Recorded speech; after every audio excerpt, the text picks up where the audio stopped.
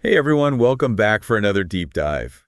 You ready to get into some retinal vascular territory today? Always ready. Awesome. Well, we're talking retinal vein occlusion RVO today. Oh, yeah, a good one. A real bread and butter topic for any ophthalmologist out there, especially those prepping for exams or just wanting to sharpen their clinical skills. Absolutely. It's crucial to be on top of this. Right. After all, RVO is the second most common retinal vascular disorder we see, right after diabetic retinopathy. Exactly, and for this deep dive, we're going all in, really unpacking the nuances of both branch retinal vein occlusion, BRVO, and central retinal vein occlusion, Yeah. CRVO. Oh, yeah. From those finer points of diagnosis and management to specific doses and treatment strategies. Yeah. Because as you know, while both involve blockages, the location and the extent of that blockage really dictate our whole approach. Yeah, for sure. All right, so let's start with BRVO. Okay. A blood clot in one of the branches of the central retinal vein leading to those vision disturbances. Now, I remember from my studies that there are different ways to classify BRVO, right? Absolutely. So first we look at the anatomy. If the occlusion affects a whole quadrant of the retina, we call it major BRVO. But if it's limited to the macula, it's macular BRVO. Okay. And then there's the perfusion status.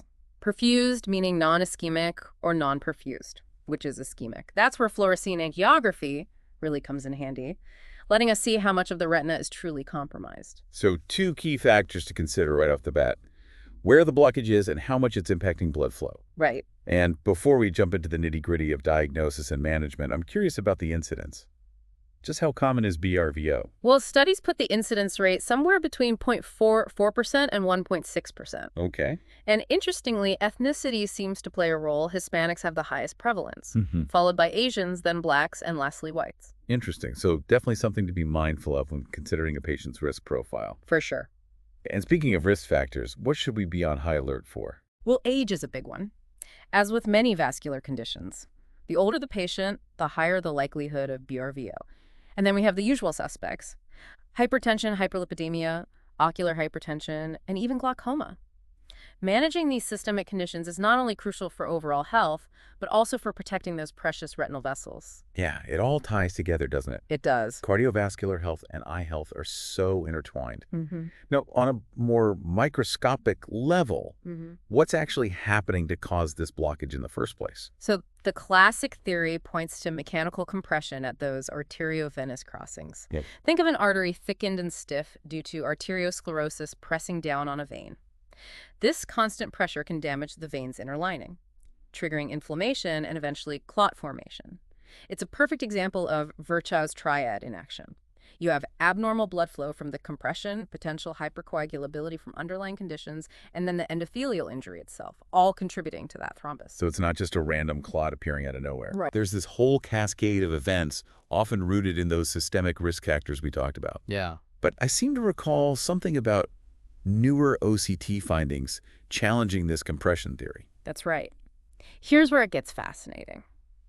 OCT is giving us incredibly detailed views of these crossings.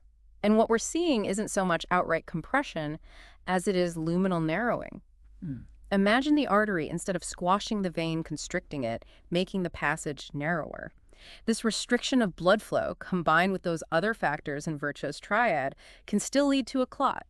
But the mechanism is slightly different than we initially thought. Okay, so maybe not a complete paradigm shift, Right. but definitely a refinement of our understanding thanks to those advances in imaging. Yeah. Now let's shift gears to diagnosis. Right. What are the telltale signs of BRVO that we should be looking for? So the patient's history is our first clue. They'll often describe a sudden painless loss of vision or a visual field defect. That painless aspect is important because it helps differentiate BRVO from other conditions. And then on examination, we look for the classic blood and thunder fundus appearance. All right, paint that picture for me. What does blood and thunder actually look like? Okay, so imagine this: flame-shaped hemorrhages, dot and blot hemorrhages, cotton wool, spots, those fluffy white patches indicating ischemia, and hard exudates, those yellowish deposits. You'll also see retinal edema, those swollen areas, and the veins themselves will be dilated and tortuous, like winding rivers. It's a pretty striking presentation. Well, that's quite a visual. Yeah. But beyond just that clinical picture, are there any other diagnostic tools we should be using? Absolutely. Fluorescein angiography, or FA, lets us see things in even greater detail. We Hmm. can assess the degree of perfusion, pinpoint those areas of ischemia, and track any leakage from those compromised vessels. And then OCT comes in to quantify the macular edema and, importantly, evaluate the integrity of the ellipsoid zone. Ah, the ellipsoid zone. Yeah. Now, why is that particular layer so important in the context of BRVO? Well, the ellipsoid zone is packed with photoreceptors, those cells responsible for converting light into the signals our brain interprets as vision. Right. If the ellipsoid zone is disrupted, it means those photoreceptors are in trouble, and that can have significant implications for the patient's potential for visual recovery. It's a powerful prognostic indicator. So OCT isn't just about measuring swelling. It's giving us a glimpse into the health of those critical photoreceptors and helping us predict how well the patient might recover. Exactly. That's incredible. Now, what about lab tests? Yeah. Are there any specific ones we should be ordering for a suspected BRVO case? For most patients, especially those with clear risk factors like hypertension, routine labs are usually sufficient. Okay. We're looking at things like complete blood count, blood glucose levels, cholesterol panel, and so on. But for younger patients, especially those with atypical presentations or a family history of clotting disorders, we might want to dig a bit deeper. Looking for those underlying conditions that might be contributing to the BRVO, like thrombophilia, right? Exactly. Sometimes those less obvious culprits can be lurking beneath the surface. And a thorough history combined with targeted lab tests can help us uncover them. Okay, so we've got the diagnosis down. Mhm. Now let's talk management. Mm. What are our options for treating BRVO, and how do we decide which path to take? The first and most important step is tackling those systemic risk factors we keep coming back to. Working closely with the patient's primary care physician to manage hypertension, hyperlipidemia, and any other underlying conditions is absolutely paramount. We're treating the whole patient, not just the eye. A true team effort right from the start. Yeah. Now, what about more targeted therapies, things that directly address the BRVO itself? Well, for perfused macular edema grid laser photocoagulation has been a mainstay for years. Yep. The BVOS study really solidified its role, showing significant benefits in reducing edema and improving visual acuity. We're essentially creating a grid pattern of laser burns in the affected area, reducing blood flow to those leaky capillaries, and allowing the retina to dry out. So kind of like strategically redirecting traffic to ease congestion? That's a great analogy. I like that. And then for those cases where neovascularization rears its ugly head, those abnormal fragile blood vessels scatter laser or panretinal photocoagulation, PRP comes into play. Ah, yes, PRP, that mainstay for proliferative diabetic retinopathy. Oh. How does it work in the context of BRVO? By applying laser burns to the peripheral retina, we're essentially destroying the ischemic retina, which is what's driving the formation of those new leaky vessels. So two distinct laser approaches, each tackling a different aspect of the BRVO pathology. Now, I know corticosteroids have long been used for macular edema, but I understand there are some concerns about their long-term use. You're right to be cautious. While corticosteroids can be very effective at reducing inflammation and edema, they also come with potential side effects, namely cataract formation and elevated intraocular pressure. Right, the SCORE-BREVIA study really highlighted those risks, didn't it? Yes, it did. They saw early gains in visual acuity with intravitreal triamcinolone, but those benefits weren't sustained over the long term. Right. And the risk of cataracts and IOP spikes was significant. So not necessarily a first-line option then. But I imagine there are still situations where corticosteroids might be considered. Absolutely. They can be useful as an adjunct to laser treatment or anti-VEGF agents, or in cases where those other treatments haven't been successful. It's all about weighing the potential benefits against the risks for each individual patient. Speaking of anti-VEGFs, those have really revolutionized how we approach many retinal conditions, including RVO. Can you remind us how they work and why they're so effective? Of course. Remember how we talked about VEGF, vascular endothelial growth factor, being a key driver of both vascular permeability and neovascularization? Well, anti-VEGF agents target VEGF, directly blocking its action and essentially putting the brakes on that whole cascade of events that leads to edema and those abnormal blood vessels. It's like hitting the pause button on the disease process. Yeah. And I understand we have quite a few anti-VEGF agents to choose from now. Yes, we're fortunate to have several options: ranibizumab, Lucentis, aflibercept, Eylea, bevacizumab, Avastin. All have been shown to be effective in treating macular edema due to BRVO. Right. Each has its own unique profile in terms of dosing, efficacy, and potential side effects. So staying up to date on the latest research is key. For example, the Bravo and Horizon studies really solidified the role of ranibizumab, showing significant and sustained visual acuity improvements with monthly injections. And then you have the Vibrant study, which demonstrated the efficacy of aflibercept, initially given every 4 weeks, and then extended based on the patient's response. Exactly. And we can't forget about bevacizumab. While it's not FDA approved specifically for RVO, it's been widely studied and used off-label, often because of its cost effectiveness. Right. And just recently, faricimab Vabysmo entered the scene.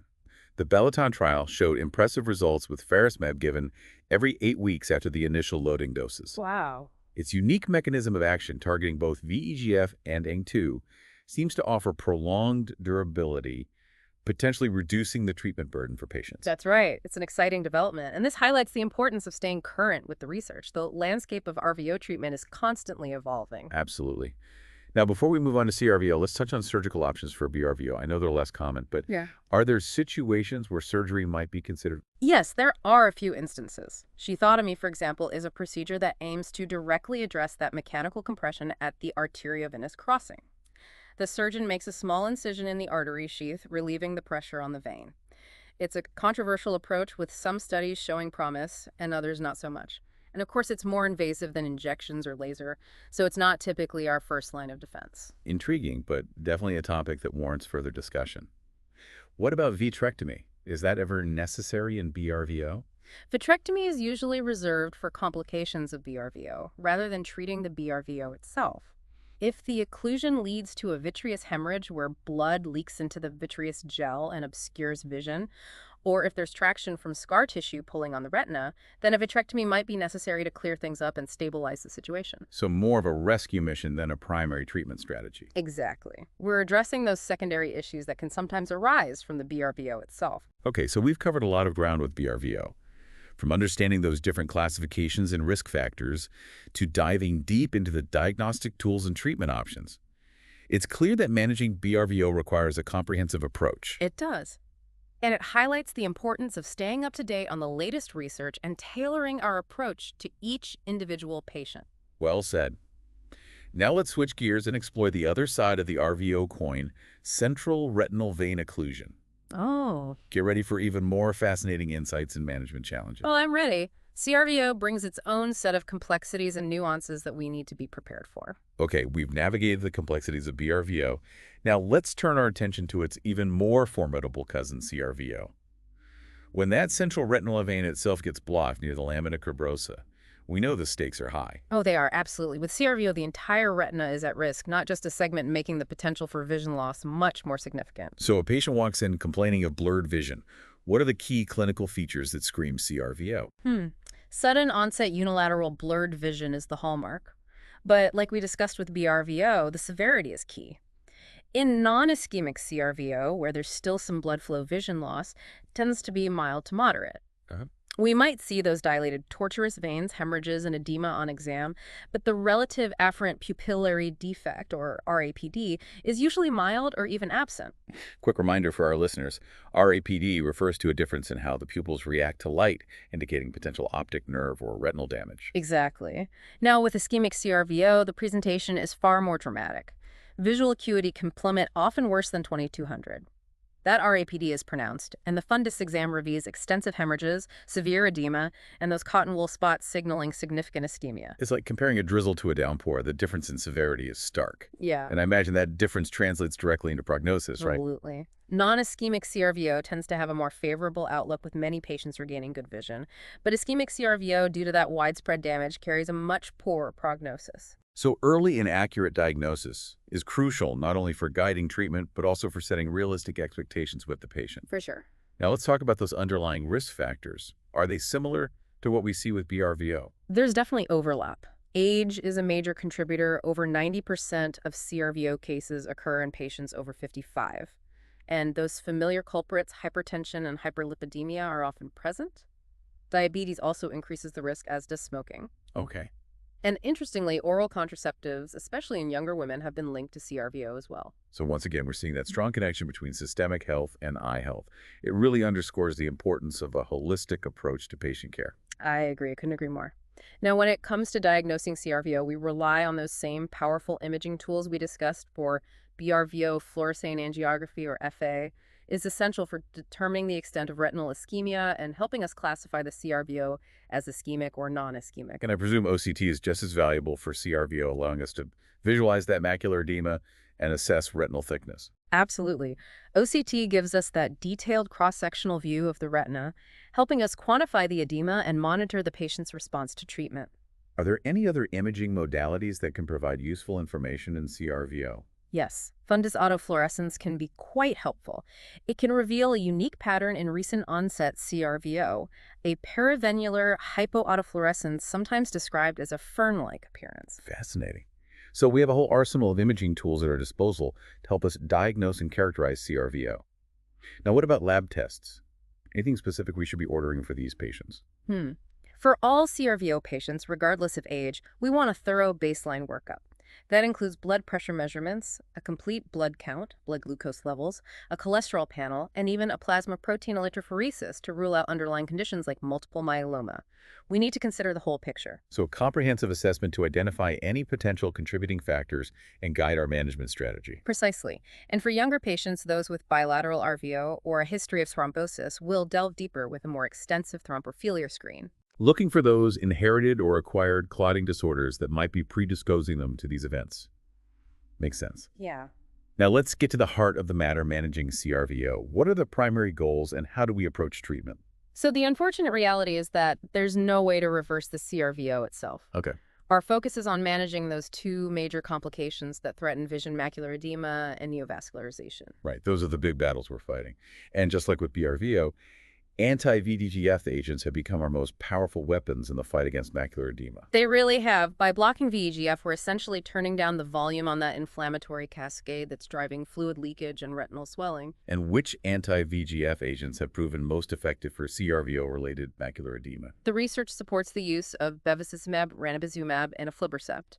Each has its own dosing regimen, evidence-based, and considerations. Okay. For instance, the CRUISE study showed that monthly ranibizumab injections led to significant visual acuity improvements in patients with macular edema due to CRVO. And the Copernicus and Galileo trials demonstrated the efficacy of aflibercept given every 4 weeks after an initial loading phase. So staying up to date on those specific studies and dosing strategies is crucial for choosing the right agent for each patient. Absolutely. And we have to consider the potential side effects just like with any medication. Informed decision-making is key.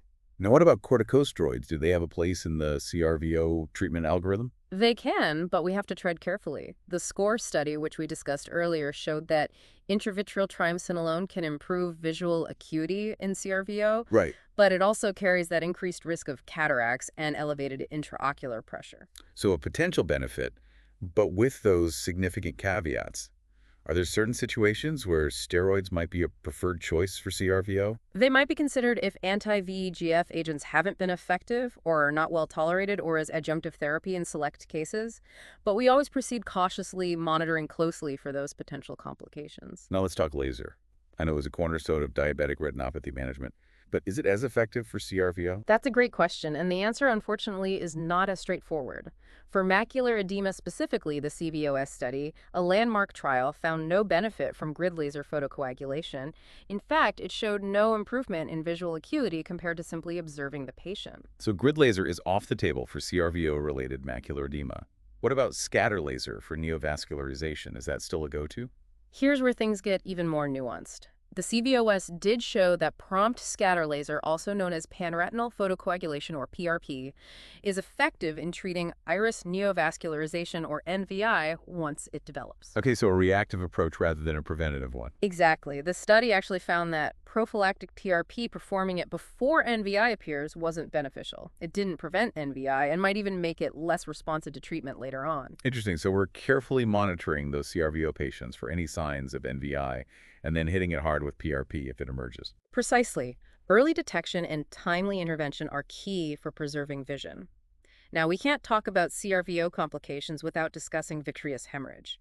It can occur in both BRVO and CRVO, but it's especially concerning in the ischemic form of CRVO. Why is that? What makes vitreous hemorrhage so worrisome in this context? While that bleeding into the vitreous gel can significantly obscure vision, sometimes to the point of hand motions or worse, and it can also hinder our ability to perform PRP if it's needed for neovascularization. It's a double whammy. So it impacts both vision directly and our ability to treat effectively. Oh. What's the solution when we encounter a patient with CRVO and a significant vitreous hemorrhage? For persistent vitreous hemorrhage, pars planivitrectomy, often combined with intraoperative PRP, becomes our best option. So surgically removing that blood and tackling that neovascularization at the same time, a multi-pronged approach for a complex problem. Exactly. It's a more invasive procedure, but it can be truly sight-saving in these challenging cases. And just like with BRVO, there's isovolemic hemodilution. Ah, yes. That's where we remove some of the patient's blood and replace it with fluids to essentially thin the blood and improve its flow. But I recall that this approach is less commonly used these days. You're right. Isovolemic hemodilution has fallen out of favor due to its invasiveness, limited evidence, and potential complications. Makes sense. So much to consider when managing CRVO. It's definitely a condition that keeps us on our toes. It certainly does. And it highlights the importance of staying informed about the latest research and being able to adapt our treatment strategies based on the individual patient's needs and risk factors. Well said. So we've dissected both BRVO and CRVO, delving into their pathophysiology diagnosis and those crucial management strategies. But there's one more critical piece to discuss: prognosis. What can we tell our patients about their long-term outlook? That's a question that weighs heavily on every ophthalmologist's mind. And unfortunately, the answer, as with so much in medicine, is it depends. Of course, every case is unique. But are there any general principles or prognostic indicators that can guide our discussions with patients? Absolutely. Let's start with BRVO. The good news is that the prognosis for BRVO is generally favorable. Many patients experience spontaneous improvement in their vision, even without treatment. And with prompt and appropriate management, the majority achieve good visual outcomes. That is reassuring. What factors influence that long-term outlook? Initial visual acuity is a powerful predictor. Patients who present with better vision at the outset tend to have better long-term outcomes. The extent and severity of macular edema also play a significant role. The more edema, the greater the risk of persistent vision loss. And of course, the presence of complications like neovascularization or macular ischemia can significantly impact the prognosis. So a careful assessment of those initial findings is crucial for prognostication. What about the risk of BRVO recurring either in the same eye or the fellow eye? There is a risk, unfortunately. Studies suggest that around 7 to 10% of patients will develop BRVO in the fellow eye. And while recurrence in the same eye is less common, it can happen. Regular follow-up is essential to catch any signs of trouble early. Good to know. Now, what about the prognosis for CRVO? I imagine it's a bit more guarded given the potential for more extensive retinal damage. You're right. The prognosis for CRVO is more variable and often less optimistic than for BRVO. The distinction between ischemic and non-ischemic CRVO is paramount here. Non-ischemic CRVO, thankfully the more common type, has a better outlook. About 50% of patients will regain normal or near normal vision with appropriate management. And what about ischemic CRVO? Unfortunately, the prognosis for ischemic CRVO is significantly worse. Macular ischemia, the death of those critical photoreceptors in the macula, is the main culprit for vision loss in these cases. And once those cells are gone, they're gone for good. So the degree of macular ischemia really dictates the long-term visual potential. Exactly. And initial visual acuity once again plays a key role. Eyes with better initial VA have a better chance of maintaining good vision over time. So it's a complex interplay of factors, but understanding those key prognostic indicators helps us guide our discussions with patients and set realistic expectations. Absolutely. And it emphasizes the importance of early diagnosis, prompt treatment, and close monitoring to optimize outcomes for all our RVO patients. Wow, we've really covered the spectrum of retinal vein occlusion, from those subtle BRVO cases to the more ominous ischemic CRVO presentations. It's been quite a journey through the intricacies of diagnosis management and prognosis. It has, and for our listeners out there, especially those preparing for board exams or just seeking a comprehensive refresher, let's crystallize some of those key takeaways, those pearls of wisdom that can really make a difference in clinical practice. I'm all ears. What are the must-knows, those points that should be etched into every ophthalmologist's brain? First and foremost, that solid grasp of the anatomy and the ability to recognize those classic fundoscopic findings. Remember those wedge-shaped hemorrhages in BRVO, often confined to a quadrant? and that striking blood and thunder appearance in CRVO affecting the entire retina, those visual cues are first hints that something's amiss. Right? Those patterns are crucial for triggering that initial suspicion. And then we layer on the imaging studies, FA and OCT, to confirm the diagnosis, assess the severity, and guide our management decisions. Exactly. Fluorescein angiography helps us pinpoint those areas of ischemia, while OCT gives us that precise look at macular edema and, importantly, that all-important ellipsoid zone integrity. Remember, a disrupted ellipsoid zone signals trouble for those photoreceptors, impacting the patient's potential for visual recovery. It's like a window into the health of those critical cells. Now, let's not forget about those systemic risk factors: hypertension, hyperlipidemia, diabetes. These aren't just numbers on a chart. They're red flags for potential retinal vascular complications. Absolutely. A thorough medical history is as vital as that dilated eye exam. We're treating the whole patient, not just the eye member. Okay, so we've got the diagnosis nailed down. What about treatment?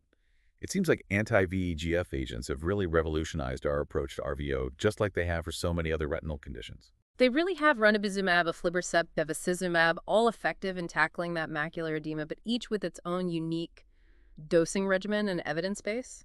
Right, and staying up to date on those specifics is paramount for delivering optimal care. What about laser treatment? Does it still have a role in this anti-VEGF era?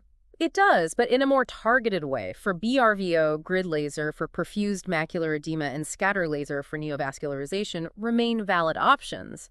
But for CRVO, we've moved away from prophylactic scatter laser and now reserve it for treating iris neovascularization if and when it develops. So a more reactive approach, guided by careful monitoring and clinical judgment. Precisely. And of course, surgery is always on the table, especially for those trickier situations.